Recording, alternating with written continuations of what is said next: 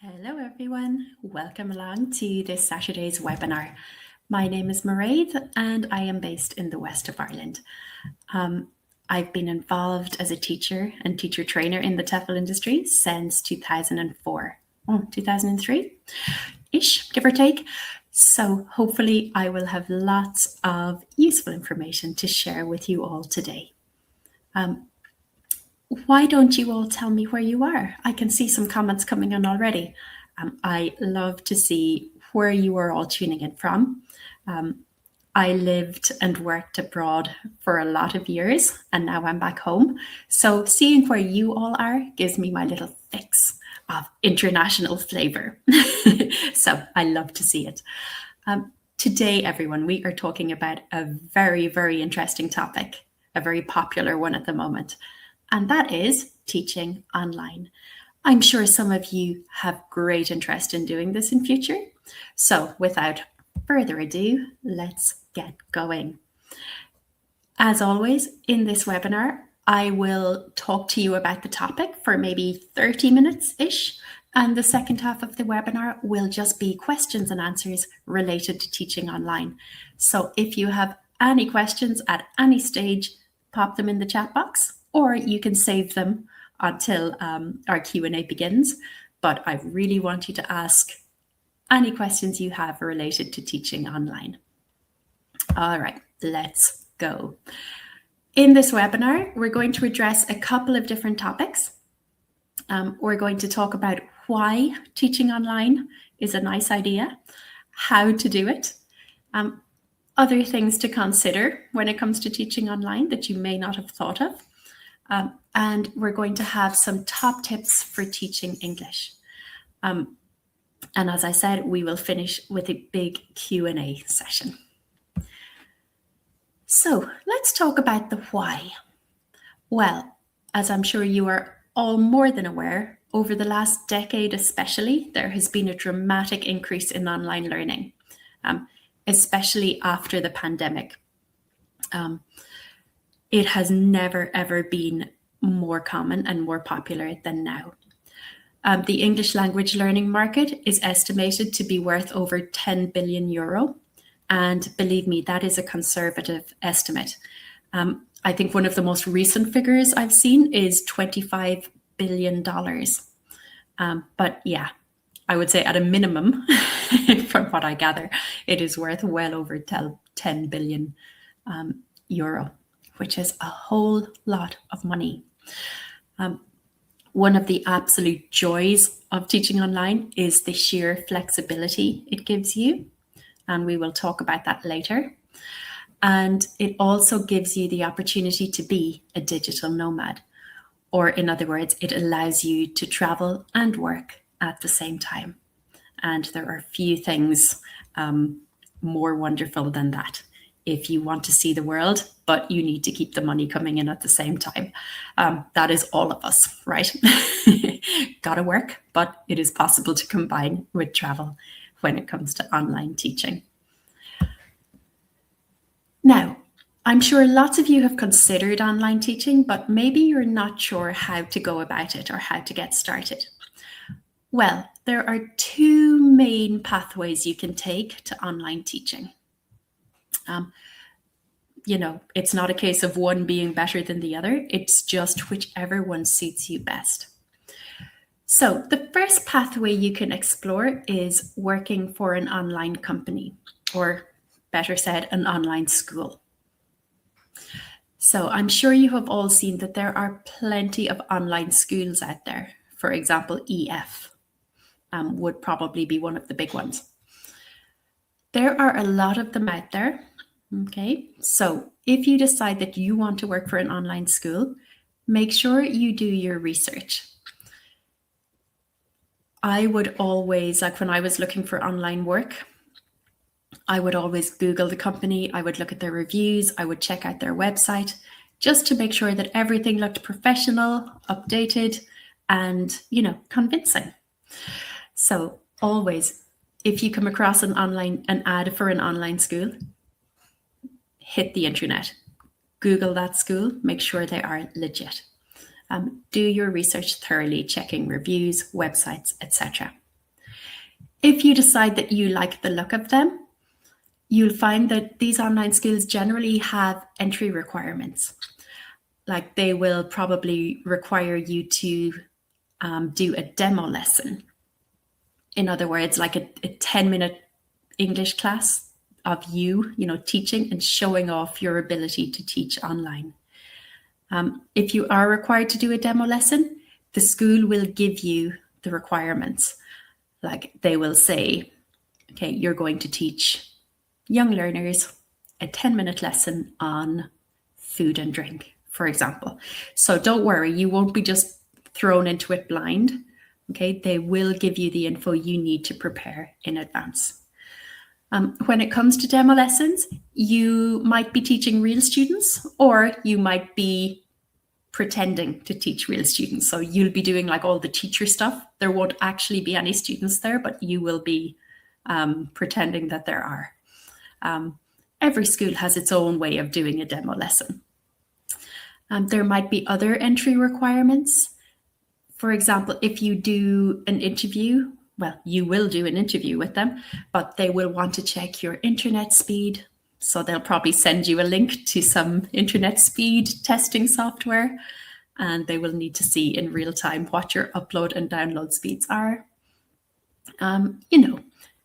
Just as in actual physical schools, each school will have their entry requirements that you will need to meet, and you will have to do a demo lesson, and you will need to pass an interview.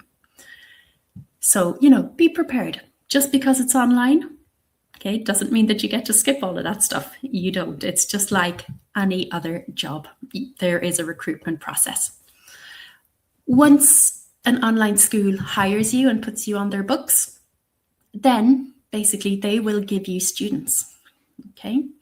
So you will tell them what hours you want to work, and you will turn up in your online classroom on whatever the school's platform is, and there will be your students waiting for you, okay? That is one of the huge advantages of working for an online school. The students are supplied. And it may not necessarily always be the same students. Like you may have a different class every time or not. Again, it depends on how the online school runs. Each one will probably have a different setup. But again, this is something you will know in advance. With online schools, it is very, very common for them to require students to give feedback after every class. That is something for me that I found difficult, because I started in a face-to-face teaching environment. So I found it quite confronting when I taught online. After every class, your students give you a rating. But don't worry about that. Do your thing. There will always be students who, for some reason, might give you a low rating. Do not take it to heart, even though it's tough. A lot of online schools will run bonus systems. Like if you consistently get higher ratings, you get a bonus. They will put more students in your classes if you get higher ratings, etc. So, it is well within your own financial interest to do the best job you can, but at the same time, try not to get too hung up on the ratings, especially if you're starting out. After a while, you'll forget that they're even there. Trust me. So there are a lot of advantages for working for an online school, right? You don't have to find your own students, it being the main one. They are all there for you. It is also very common for online schools to provide all of the lesson material. So, they will provide you with a slide deck. You will be able to check that out in advance of the classes to plan with. There are a lot of advantages to working for a company. However, the pay might not always be optimal, okay? Because it has much more convenience of having materials and students provided for you. You don't get paid as much as you possibly would if you decided to go down pathway number 2, which is working as an independent teacher or freelance. So if you decide to go down the freelance route, It is you and you alone who finds your students, who markets yourself, but importantly, who sets your own rates. So you do not have the luxury of a school to back you up. You have got to put yourself out there, do your own marketing, maybe on LinkedIn, maybe on Instagram, maybe on Facebook. Okay. Maybe you decide to create your own website. Okay. That can often be very much worth investing in. It takes a lot of energy and a lot of commitment to be your own boss there. Because, as I said, nobody is giving you the students, nobody is providing them for you. You have got to actively go out there and find them. So it takes a whole lot of energy and a whole lot of commitment. You probably will not get a full schedule immediately. You'll find a few students.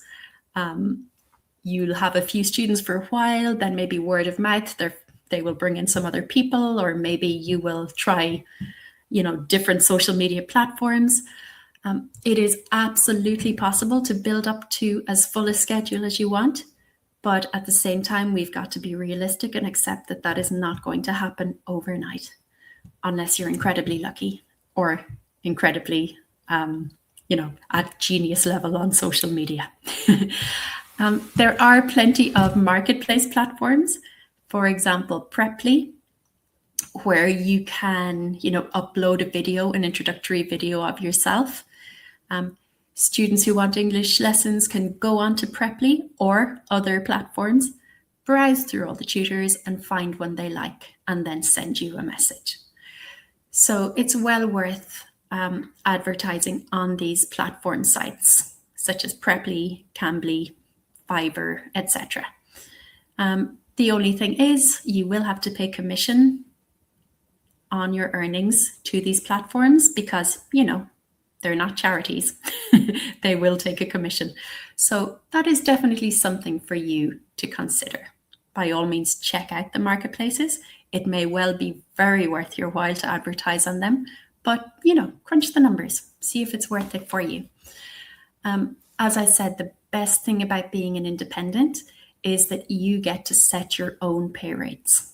Okay, you are in control of your own destiny. You can work as little or as many hours or as you want during the week. Okay, you control everything. That, of course, comes with the whole less glamorous side of things. And, you are responsible for registering for tax, for completing all of your returns, for invoicing, for admin, all of the stuff you will not have to do if you are teaching online for a school. So when it comes to it, both avenues have their pros and cons. It really depends on what suits you best. In my case, I started out working for a school just to get my online teaching experience. And once I was comfortable teaching online, I went independent. Okay, so I've had experience of both, and I can tell you, they all have their pros and cons. Okay, it just depends what suits you best. Okay, don't feel pressured to do one or the other. Okay,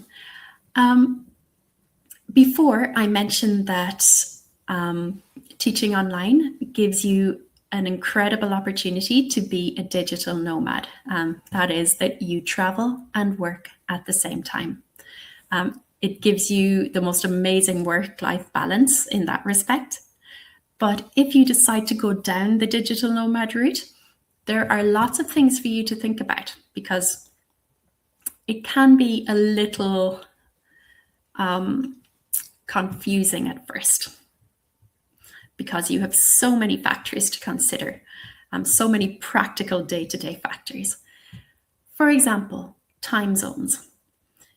If you have students in, let's say, Japan, for example, you will have to factor in the massive time difference between Japan and, for example, the US or South America or Europe.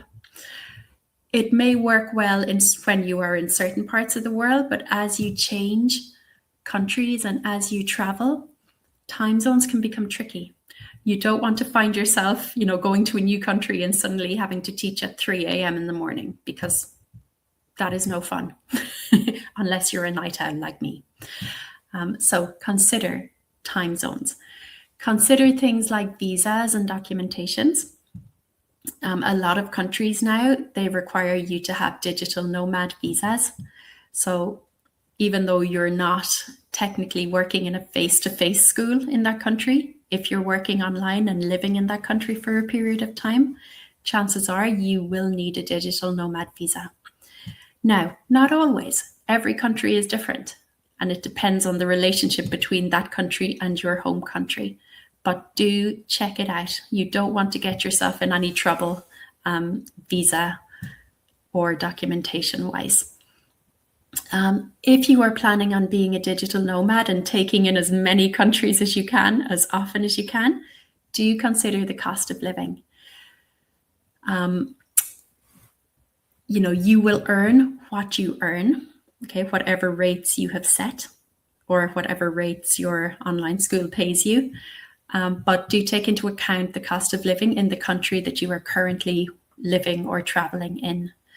Sometimes there can be a mismatch in that the country you're in is much more expensive than what you are earning. So take that into account. You do not want to bankrupt yourself at any stage in your travels. So factor that in.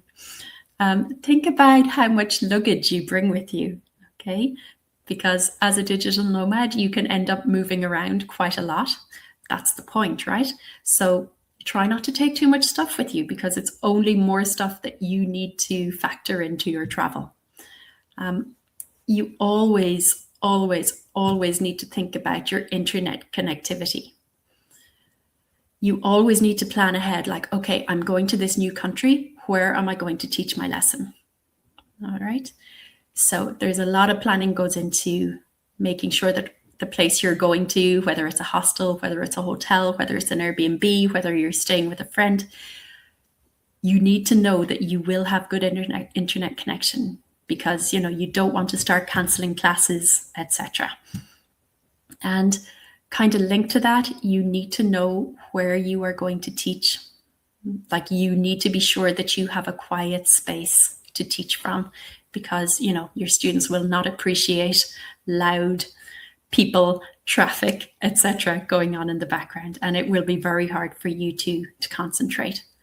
So yeah, being a digital nomad, it's an amazing way to live if that's what you want, but think about these issues, because these are the day-to-day things that will make or break your experience.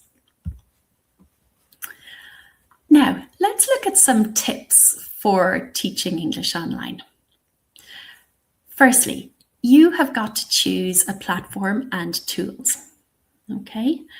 You may decide to go down a full-on learner management system route, or LMS.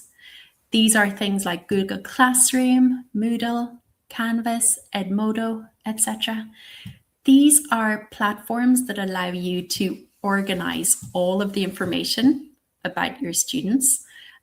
It allows you to send them work, to share documents, to keep track of their progress. Google Classroom is really, really useful when it comes to setting homework, tests, assignments, if you do those. It's a really good way of keeping track of all of your students in one place. However, you may also decide just to go pure face-to-face contact.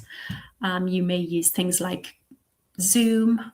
I'm sure we are all more than familiar with Zoom over the last 5 years. You may decide to use Skype. There is still a cohort that like using Skype. You may decide to use Google Meet, maybe Microsoft Teams. It's totally up to you, whichever you feel most comfortable with. Personally, I am a Zoom girl. I love Zoom. I just feel so at home on it, but it depends. As long as you like the platform and your students are able to access it, it is all good. If you're working independently, choose the one you like, and your students can fall into that. Because you're working online, you will need like a good range of interactive tools to keep things interesting. You might like to use Canva for making materials. You may like to set up quizzes via Kahoot, Quizlet. You may use Padlet, which is this really fun interactive, what would be the word for it? It's like an interactive notice board where you can post texts, pictures, etc., and your students can follow the link and interact with the material there. There are just so many options out there. If you are working for an online school, this is not something you need to worry about because they will have their own platform. But if you are working as an independent, yeah, these are things you have got to think about. Try everything, do your research until you find a platform you enjoy and some interactive tools that are genuinely useful for your teaching. Okay. Another thing you've got to do is set up your teaching environment. Whether you're working from home or whether you're living your best life as a digital nomad, you need to make sure that everything is set up properly for you. Your laptop and your PC need to be in the best possible condition. So try to keep them upgraded if you can. Try to keep them updated. I can't tell you the number of times when I started online teaching, I'd be just about to start a class and my laptop would decide to install updates, and that would be like 10 minutes gone. So make sure you keep on top of your laptop or PC maintenance. That is your workplace. So keep everything in as good a condition as you can. Do everything you can to ensure that you have a fast internet connection. And again, if you are traveling around, this is something that you need to plan in advance. As I said, if you decide to interview for an online school, they will require you to do an internet speed test. It's a long time since I've done one, so I don't remember the figures that they generally require or the speeds. But yeah, they will tell you that if it's something that they need to do. Consider getting a really good quality webcam and headset. You will notice today that I am not wearing a headset. That is because I am pretty confident of my laptop speakers. Over the years, my students have never complained about sound quality, so I'm not wearing one. But if you find yourself in maybe a noisy location or if there's some distractions going on in the background, absolutely put on your headset. If you're working for an online school, they will probably require you to wear one anyway. So if you do need to get one, invest in as good a quality one as you can afford. The next point, everyone, I cannot stress this enough. If you're working from home and you're doing like 7-8 hour days in front of your computer, please, please, please invest in a proper, ergonomic, comfortable chair. If not, you will absolutely wreck your back, your shoulders, and your neck.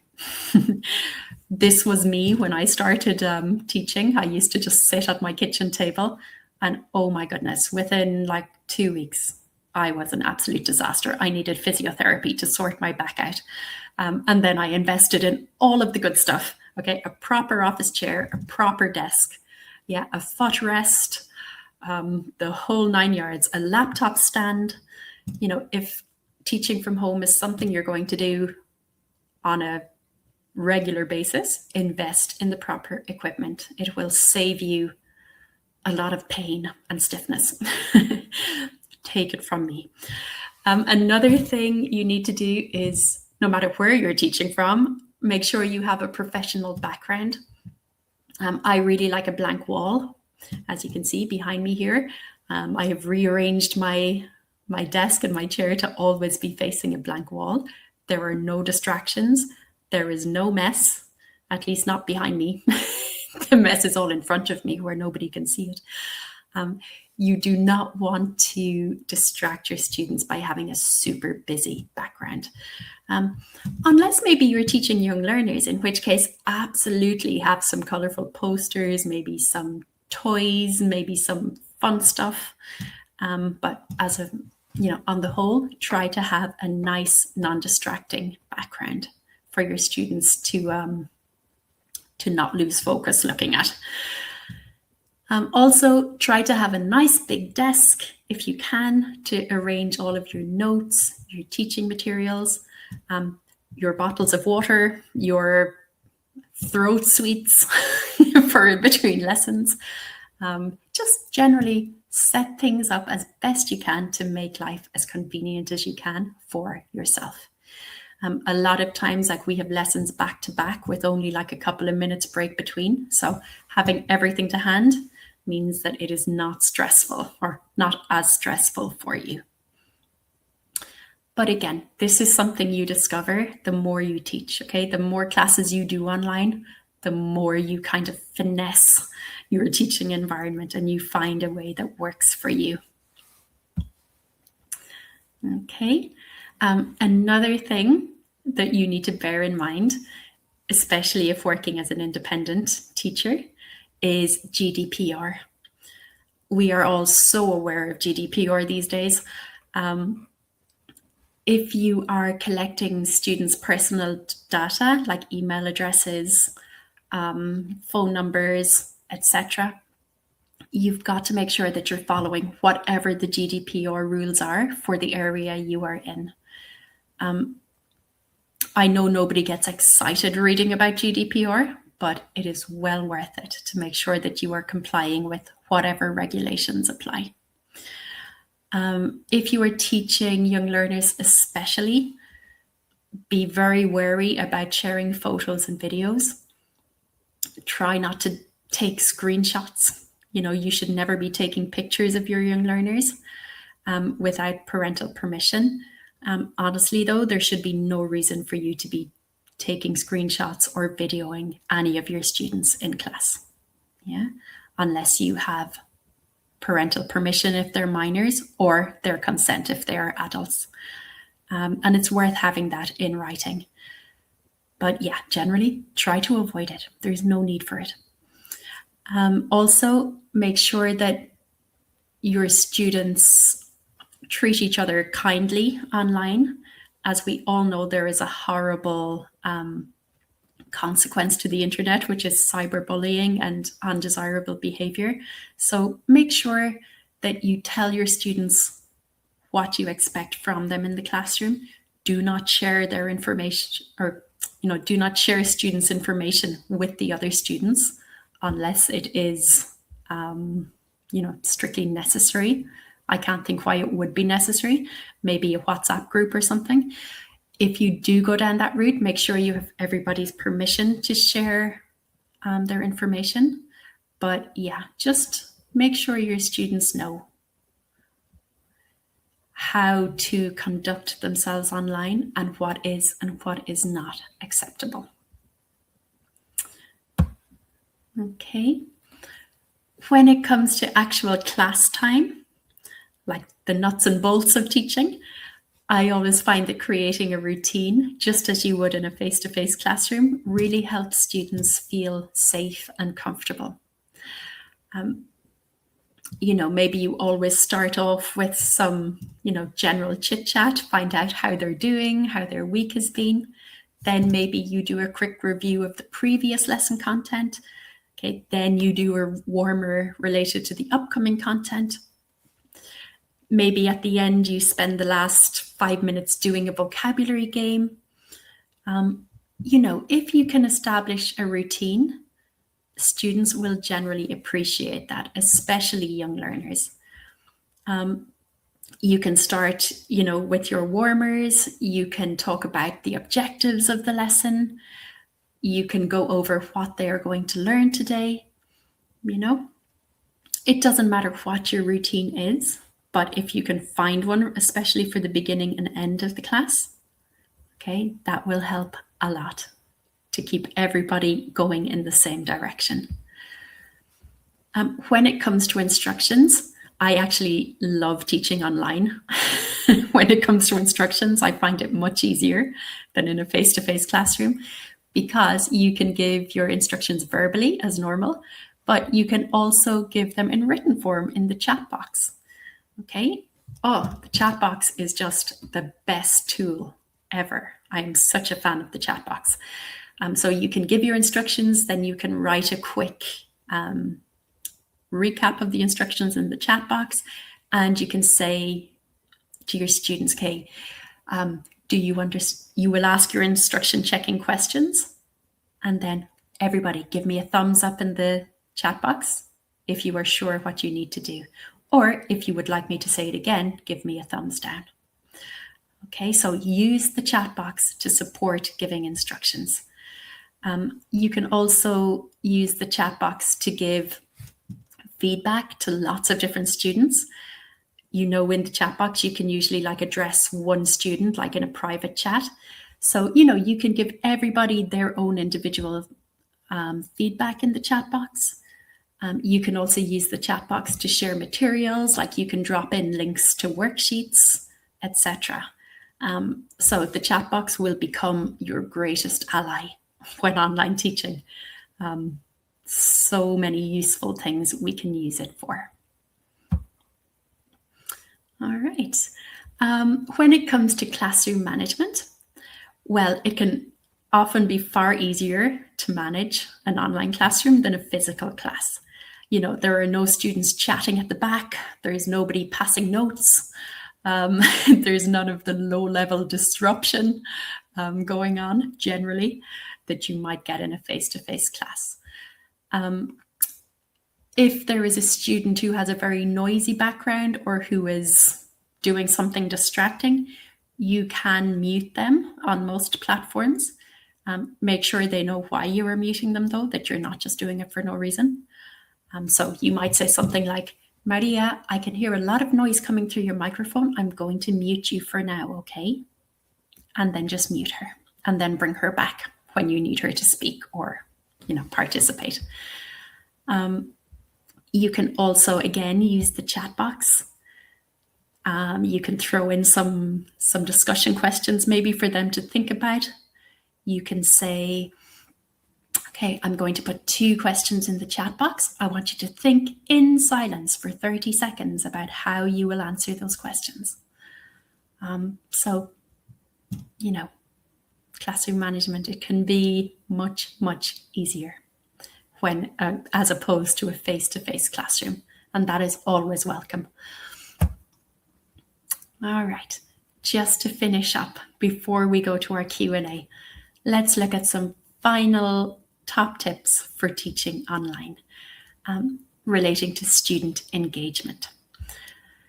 It can sometimes be hard to project your personality through a screen, especially if you're a new teacher. You might be feeling a bit nervous, or maybe your students are a bit shy.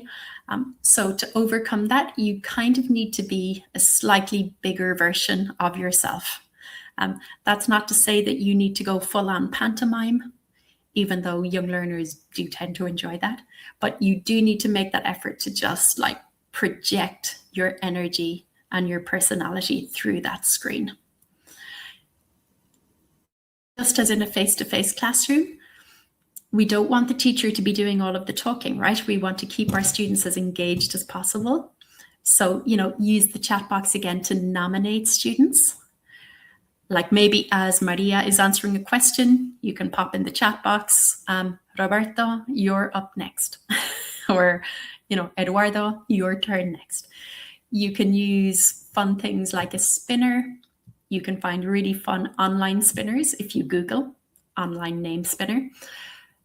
In advance, you put your students' names on the wheel, and then in the classroom, you can share screen on the spinner, hit the button, and it will pick random students, okay? Which is really fun for keeping everyone on their toes, especially in a question and answer task, or if it comes to correcting exercises, etc. At the same time, it doesn't need to be all singing, all dancing, all the time, okay? Nor should it be. Embrace the silence just as you would in a physical class. Sometimes students just need to sit in silence for 5 minutes to do a reading comprehension. Or maybe, you need to give them processing time before a speaking task begins. So it's not all go all the time. Make sure to punctuate all of the activities with some moments for silence, for processing, for doing tasks, etc. And as ever, have a backup plan. This is true for whatever environment you're teaching in.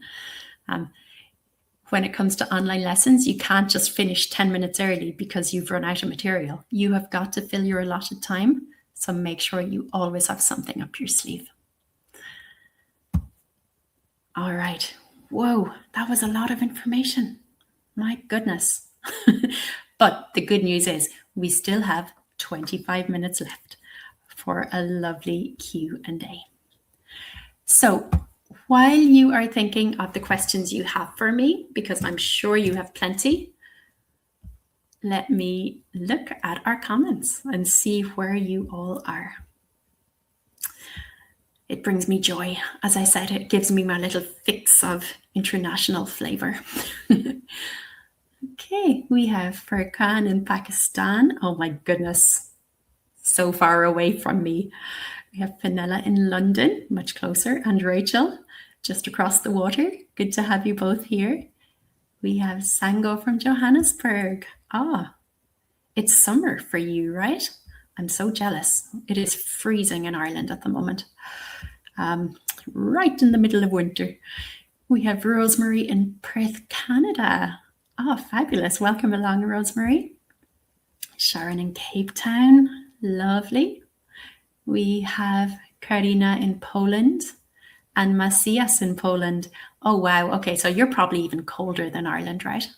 I think we're sitting at about 3 degrees today. We have Terry Ann in Johannesburg, Kelly, South Africa, Zara in France. Oh, how beautiful. I lived in France for a while, Zara. I loved it. I lived in Aix-en-Provence, right down south. And we have Eve in London. Hey, loving all the London people here today. This is great. We have Mary Magdalene in UAE. Hi, I've seen you before, Mary Magdalene. Welcome back. We have Janet in Jamaica. Wow, I'm just getting lost in thoughts of beautiful Jamaica. Ash in Argentina, South Africa, Bella in Serbia. How wonderful. What a great geographical spread today. I love it. And that is what TEFL, but especially online TEFL teaching, is all about. So we have a question from Macias. Let's have a look, because this is a great question. Oops, sorry, Macias, I skipped you. I'll come back to you, Rosemary. Do you use online course books or prepare lessons from scratch? Great question. So, Macias, as I said, if you are working for an online school, the chances are materials will be provided for you. So, happy days. If you are working as an independent, you get to choose, okay? Or I guess in reality, your future students get to choose, or your current students get to choose. So if, for example, you have a student who just wants to learn general English for no specific reason, then as a teacher, an online course book could be incredibly useful because it gives you a framework to work from. However, it could be that your student doesn't really want to use a course book. Okay, it could be that they are interested in, specific topics or specific grammar points or specific vocabulary areas. In which case, it's easier for you to just make your own material. Okay, so it really depends what serves you best. Okay, or better said, what serves your students best.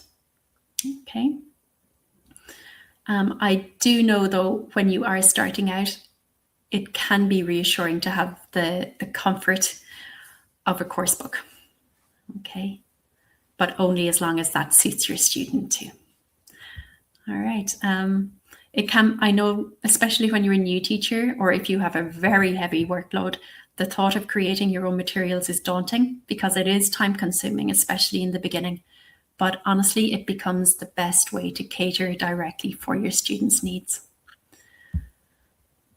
All right, so thank you, Macias. Okay, Rosemary, can you offer a couple of examples of backup plans for students or for adults? Well, yeah, absolutely. So imagine, Rosemary, you have planned a lesson on countries, okay? And, you've gone through different countries, their pronunciation, maybe you've talked a little bit, students have talked a little bit about each one. So as a backup activity, as like an up your sleeve 10 minutes activity, you could plan, say, a 20 questions game. Okay, where you think of a country and your students need to ask you 20 questions to try to guess what country you're thinking of. And you can only answer yes or no. Okay.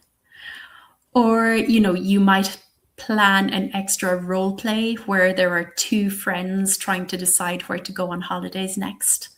Okay.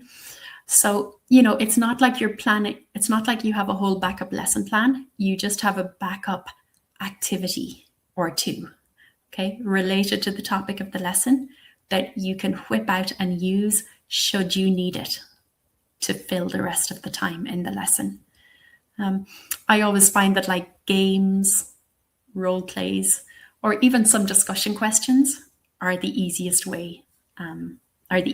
backup activities to have so that you can produce them as needed.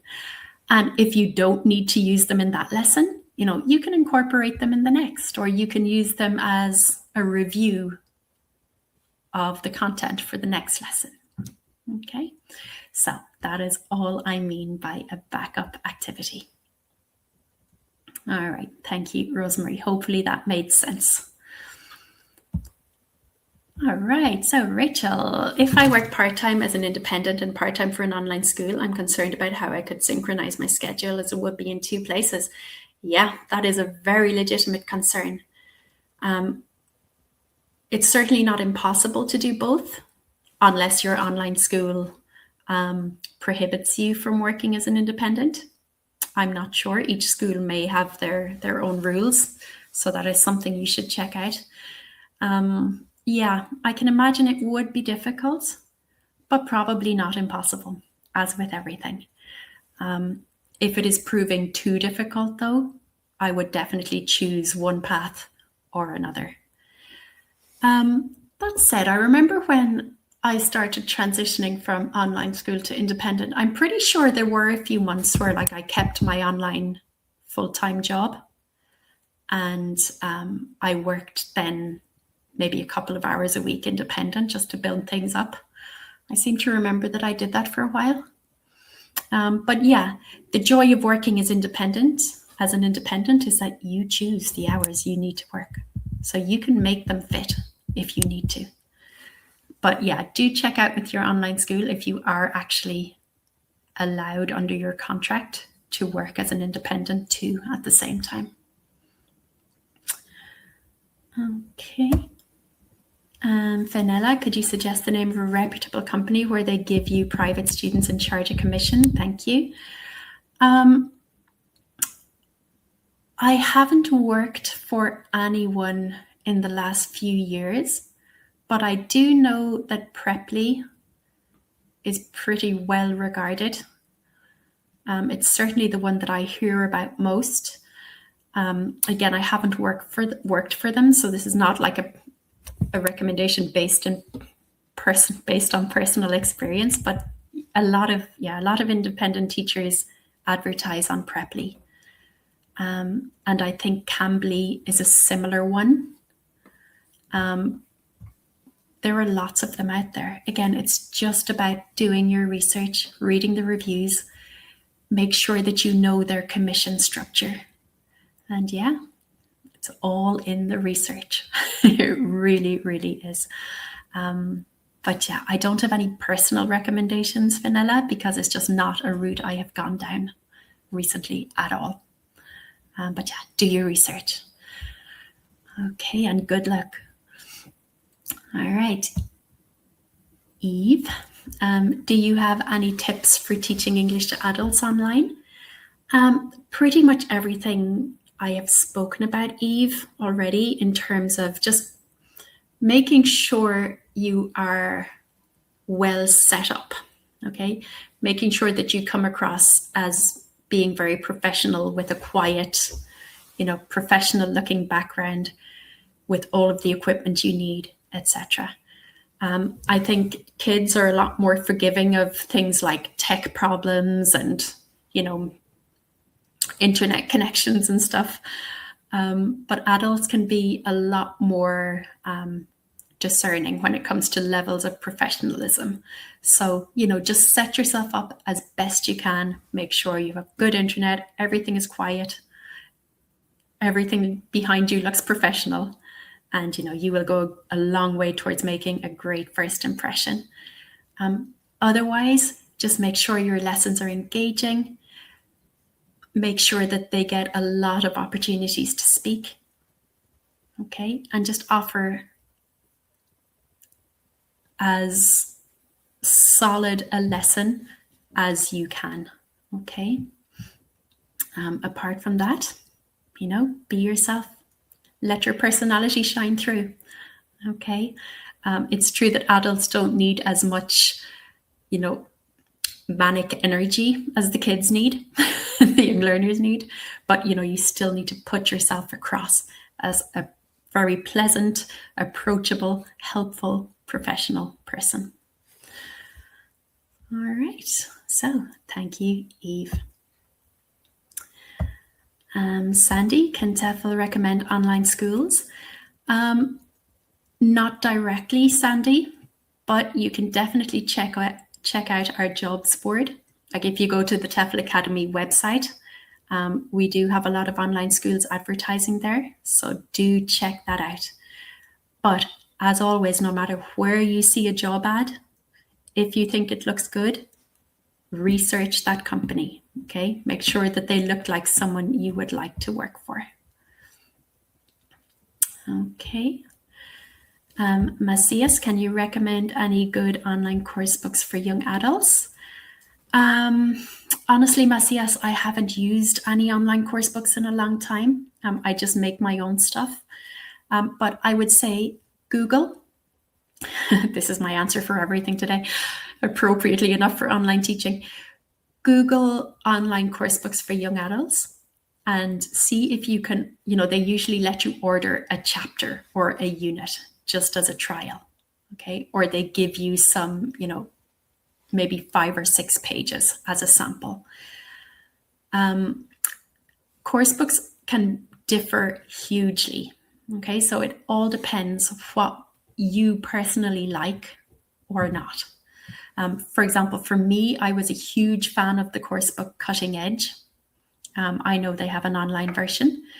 I really liked it because it was very interactive, full of functional speaking tasks. But on the flip side, I know teachers who really disliked it and they preferred more traditional course books like New English File. So it can come down to personal preference. Google it, take a look at your options, look at the samples, and go from there. Okay. All right. So hello, Nadine in Cape Town. Welcome to the webinar. Hopefully you have heard some useful information. Okay, Lotus 95, which one do you recommend between being a digital nomad and working for a company? Oof, it depends. Whatever suits you best, okay? I'm sure we are all at different stages in life. We are all looking for different things from TEFL. Really, it depends what serves you best at your current point in life. Okay. It's not a question of one being better than another or one being easier or one being harder. It just depends on what you need from life at any given point. I know that sounds like I'm dodging the question, but I promise you it's the truth. Do your research. investigate all of your options and go with the one that serves you best. There is no right or wrong. Okay. Furkan, where can I find ready-made PowerPoint slides? I am not sure, Furkan. It's not something I search for, but as ever, throw in a Google search and see what comes back. Yeah, wow. I feel like this is my stock answer to everything. I promise I do know answers to a lot of things, but Google seems to be my main answer today. So yeah, just throw in a search, see what you can find. I'm sure there are a lot of slides out there. Okay. So Rachel, thanks for mentioning the possible contractual obligation in answer to my question, worth investigating. Yeah, for sure. Absolutely. Like it will be there in your contract somewhere. So yeah, we've always got to read our contracts.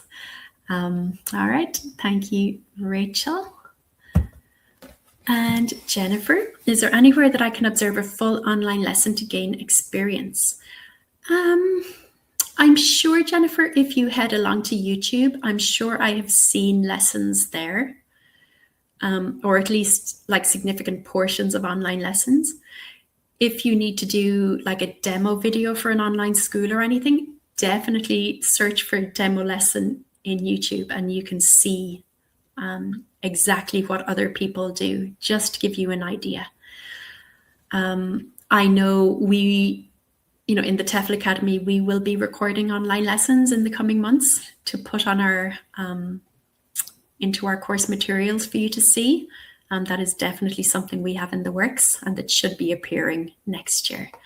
But otherwise, yeah, hit up YouTube, see how that goes. Something I did, I don't know how easy it would be for you to organize, but when I started online teaching, I speak Spanish. So I learned Spanish at college. So I actually signed up for some online Spanish lessons, okay, before I started teaching English online, just to get a feel of what an online class felt like. And I got a lot of good ideas from my online Spanish teacher. So maybe that is something you could do. Sign up for an online class in another language, just to get the student's perspective. And it also allows you to watch the teacher and see how they do things. All right. So let's see. We have 7 minutes left. Plenty of time for more questions. So let's go. Dig deep and type in any remaining questions that you might have about teaching online, because it would be a shame to waste our remaining 7 minutes.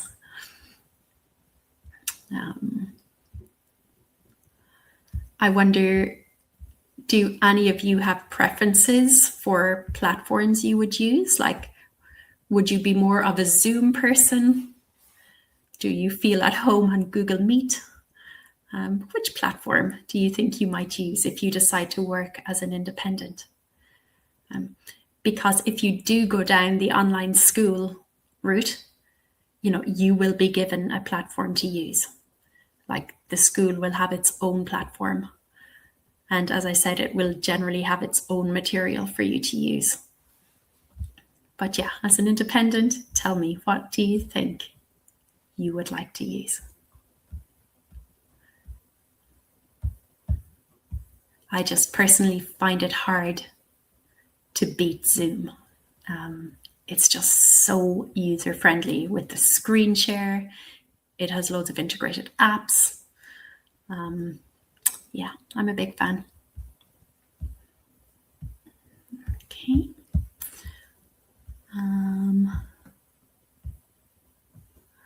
Let's see, Rachel, Zoom or Microsoft Teams?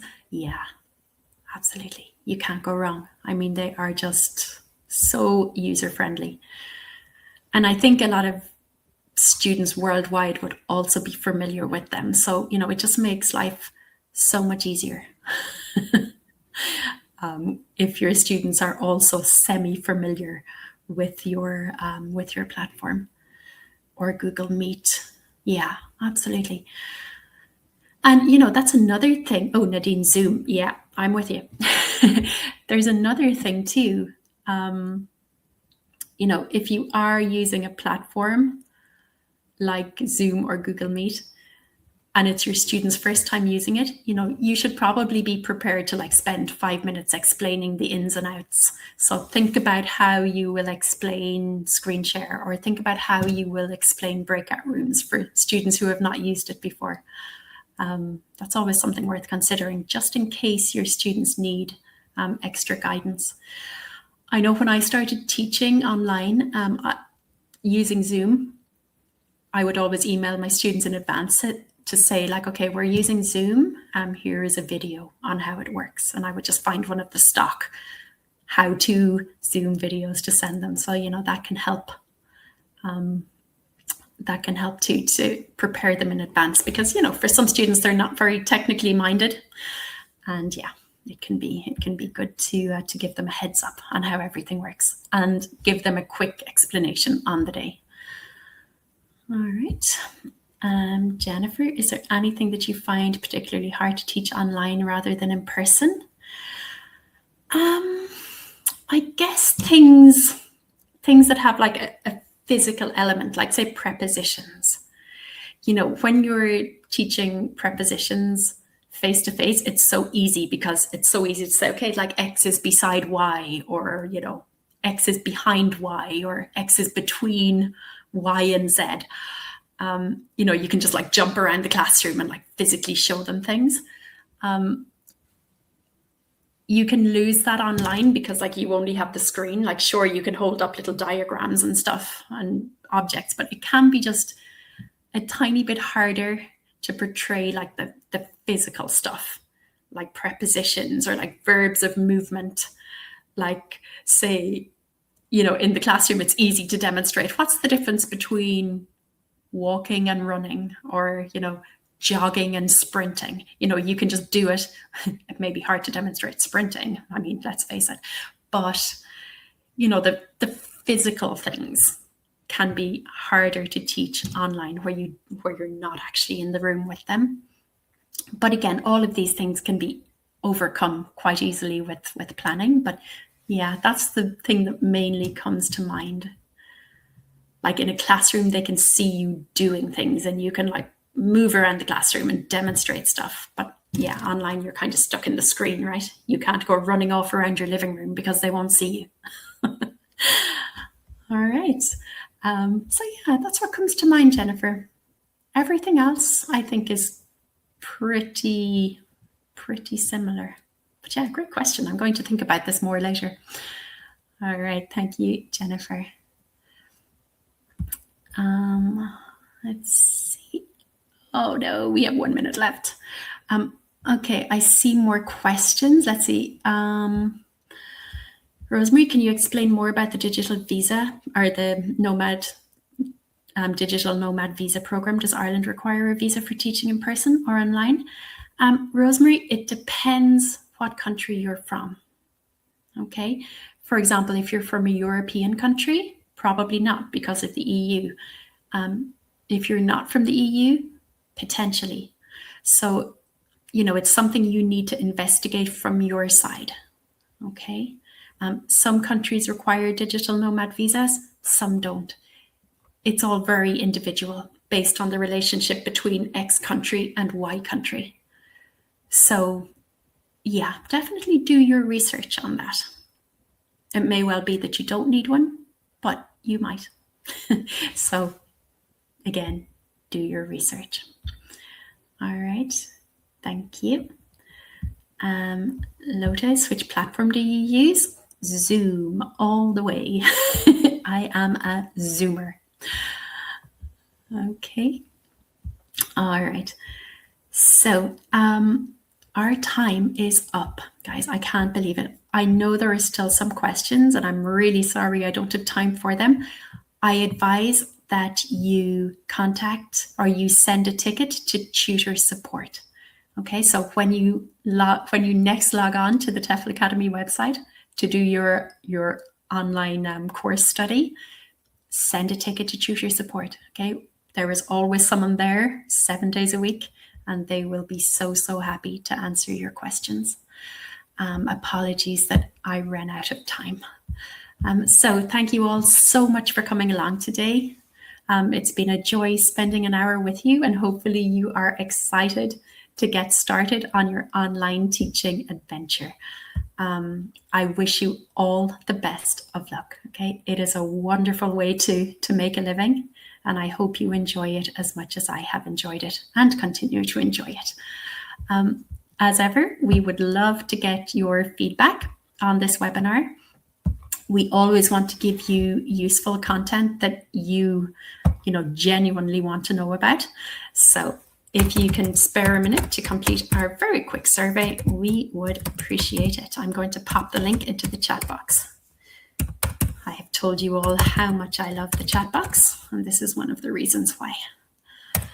Okay, as ever, all of our previous webinars are on the TEFL Academy YouTube channel. There must be hundreds of them by now, so please go have a browse. I know we've done a really good series of webinars on demo videos, so if that's something you want to know about, check out our previous webinars. I would also like to remind you that we have our weekly TEFL Academy podcast hosted by me and one of my colleagues. It is called TEFL Unlocked. So please look us up on Spotify or Apple iTunes or anywhere you get your podcasts. Okay, everyone, that is it from me. Please enjoy the rest of your weekend, and hopefully we will catch up again soon. All right, bye-bye, everyone. Good luck.